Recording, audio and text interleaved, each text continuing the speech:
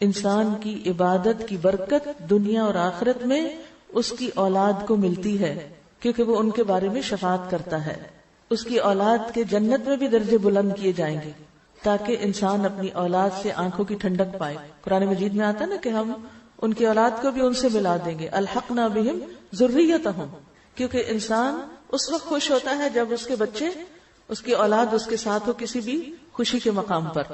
لیکن یہاں جو اصول ہے وہ یہ ہے کہ والدین کی نیکی کا اولاد کو لازمی فائدہ ملتا ہے. پیرنٹنگ کا ایک بہت بڑا اصول، بچوں کو نیک دیکھنا چاہتے ہیں خود نیک بن جائیں. بچے آپ کے طریقے پہ چلیں گے اور آپ کی نیکی کے اثرات ان تک پہنچیں گے. تو جب بچے ستائیں، جب بچے پریشان کریں، نیک راستے پر نہ آئے تو دیکھیں ہم نے تو اس عمر میں کوئی غلط کام نہیں کیے، ان پہ توبہ کریں. یا پھر یہ کہ آج میری زندگی میں تو کوئی ایسی چیز نہیں کہ جو میں اللہ کی نافرمانی کی کر رہی ہوں. کیونکہ جب انسان اللہ کی نافرمانی کرتا ہے تو اللہ سبحانہ وتعالیٰ ان لوگوں کو جو اس کے ماتحت ہوتے ہیں اس کا نافرمان کر دیتا ہے. اور اگر انسان نیک ہوتا ہے تو صرف زندگی میں نہیں، مرنے کے بعد بھی اس کی اولاد کی حفاظت کی جاتی ہے. کسی کا کہنا ہے کہ جب بھی میں کسی سلجھے ہوئے نوجوان کو دیکھتا ہوں، خوشحال انسان کو، تو مجھے یقین ہو جاتا ہے کہ ضرور اس کا باپ صالح اور نیک ہوگا. کیونکہ قرآن مجید میں آتا ہے وَكَانَ أَبُوهُمَا صَالِحًا، کہ ان کا باپ نیک آدمی تھا. تو باپ جب نیک ہوتا ہے تو اولاد کو دنیا میں بھی اس کا فائدہ ہوتا ہے.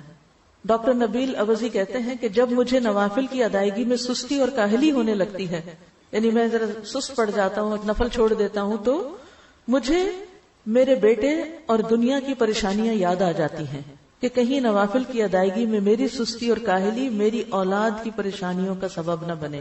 یعنی اگر میں نے عبادت میں کوتاہی کی تو کہیں ایسا نہ ہو کہ اس کا وبال میرے بچوں پر بھی پڑے. ابن مسیب کہتے ہیں اے میرے بیٹے، بے شک میں تیرے فائدے کی خاطر اپنی نماز کی رکعتیں زیادہ کر دیتا ہوں، اس امید پر کہ تمہارے بارے میں میری حفاظت کی جائے گی، یعنی مجھے تمہاری طرف سے پریشانی نہیں آئے گی. پھر اس آیت کی تلاوت کرتے وَكَانَ أَبُوهُمَا صَالِحًا، کہ ان کا باپ نیک تھا.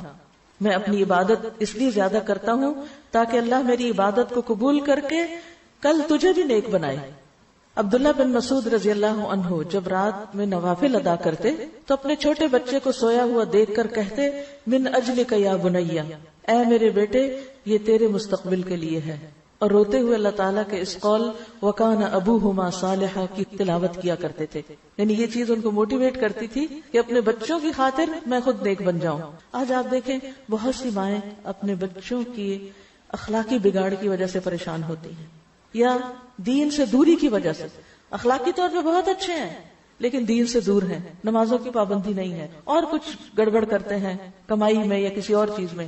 تو ایسے میں کیا کریں؟ صدقہ کریں اس نیت کے ساتھ کہ اللہ اس کے بدلے مجھے اور ان کو تزکیہ عطا کر دے. ایک اور شخص تھا جس کے پاس اتنا مال نہیں تھا کہ وہ کچھ صدقہ کر سکتا، یعنی ہاتھ تنگ تھا اس کا، بس بمشکل سے ہینڈ ٹو ماؤتھ جس کو کہتے ہیں وہ تھا. تو جب اس کا بیٹا اس پہ غالب آتا، بات نہ مانتا، تو وہ رات کو تہجد میں سورۃ البقرہ پڑھتا اور دعا کرتا اور کہتا اللہم ان ہذہ صدقتی فتقبل منی واصلح لی، اے اللہ بے شک یہ میرا صدقہ ہے، میرے پاس مال تو نہیں لیکن یہ جو نماز پڑھی ہے یہ میرا صدقہ ہے، تو اس کو میرے سے قبول کر لے اور میرے لیے اس بیٹے کی اصلاح کر دے. کتنا بہترین نسخہ ہے. عام طور پر بچوں کی تربیت کے بہت اصول بتائے جاتے ہیں، مگر یہ جو قرآن ہمیں اصول بتاتا ہے اور گہری حکمت کی باتیں یہ ہماری نگاہ سے پوشیدہ ہوتی ہیں. تو جب بچوں کی طرف سے پریشان ہو تو صدقہ کر کے ساتھ دعا کریں، اس نیت کے ساتھ صدقہ کریں اور دوسرے بچوں کے ساتھ خیر و بھلائی کے کام کریں. انشاءاللہ آپ کی اولاد کو بھی اللہ سدھار دے گا. اسی طرح ایک شخص تھا کہ جب اس کا کوئی بیٹا اخلاقی طور پر بگڑ جاتا، یعنی کوئی غلط کام کرتا، تو وہ شخص صدقہ کرتا، لوگوں کو کھانا کھلاتا اور کہتا خذ من اموالہم صدقۃ تطہرہم وتزکیہم بہا، کہ ان کے مالوں میں سے صدقہ لیجئے، اس کے ساتھ آپ انہیں پاک کریں اور انہیں صاف کریں. تو گویا صدقہ جو ہے وہ انسان کے گناہوں کا کفارہ بنتا ہے. اللہ کے راستے میں دینا، بخل سے نکلنا انسان کو خود بھی فائدہ دیتا ہے اور اولاد کی بھی بھلائی کا ذریعہ بنتا ہے. اور اس میں شاید پہلے بھی کبھی ذکر کیا میں نے کہ میرے تفسیر کے استاد تھے، وہ کہا کرتے تھے کہ جب میرے پاس کوئی خاتون آ کے یہ کہتی ہے کہ مجھے کوئی دعا بتائیں، میرا بچہ کھانا نہیں کھاتا، چھوٹے بچے جیسے تنگ کرتے ہیں نا، تو میں ہمیشہ انہیں کہتا ہوں کسی غریب کے بچے کو کھلاؤ تمہارا بچہ خود ہی کھانے لگے گا. تمہارا بچہ نہیں پڑھ رہا، کسی اور کے بچے کو پڑھاؤ. یعنی جہاں دیکھو کہ کمی ہے جس راستے میں، وہ دوسروں کے ساتھ بھلائی شروع کر دو. جب تم دوسروں کے ساتھ خیر اور بھلائی کرو گے، کسی اور کے لیے سوچو گے، اور دور جانے کی ضرورت نہیں. اپنے ہی گھر میں بچے ہوتے ہیں، اپنے نہیں تو اپنے بہن بھائیوں کے، دیورانی جٹھانی کے، اور بچے تو سب معصوم ہوتے ہیں نا. تو دوسرے بچوں سے پیار کرو، دوسرے بچوں کا خیال کرو، انہیں کچھ کھلاؤ پلاؤ، تو دیکھو کہ کس طرح تمہاری اولاد میں اس کی خیر و بھلائی لوٹتی ہے.